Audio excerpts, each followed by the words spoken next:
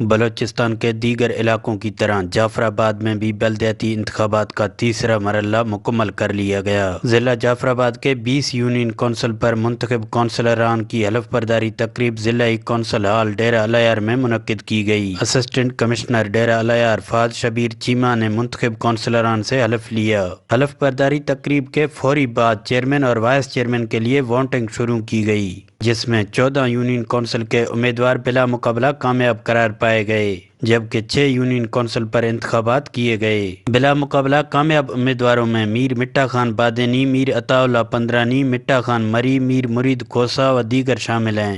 مجموعی طور پر سابق صوبائی وزیر میر فیق علی خان جمالی کے حمایتی امیدواروں نے میدان مار لیا۔ عوامی پینل کے 12 یونین کونسل کے امیدوار کامیاب ہوئے۔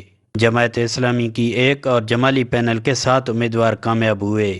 اس موقع پر میڈیا سے بات چیت کرتے ہوئے سابق صوبائی وزیر میر فیق علی خان جمالی نے کہا ہے کہ مخالفین کے خواب چکنا چور کیے جائیں گے۔ ضلع کونسل کے چیئرمین میر حسن خان جمالی ہوں گے۔ واضح رہے کہ میونسپل کارپوریشن ڈیرہ الیار اور ضلع کونسل کے میئر اور ڈپٹی میئر کے لیے انتخابات بعد میں ہوں گے۔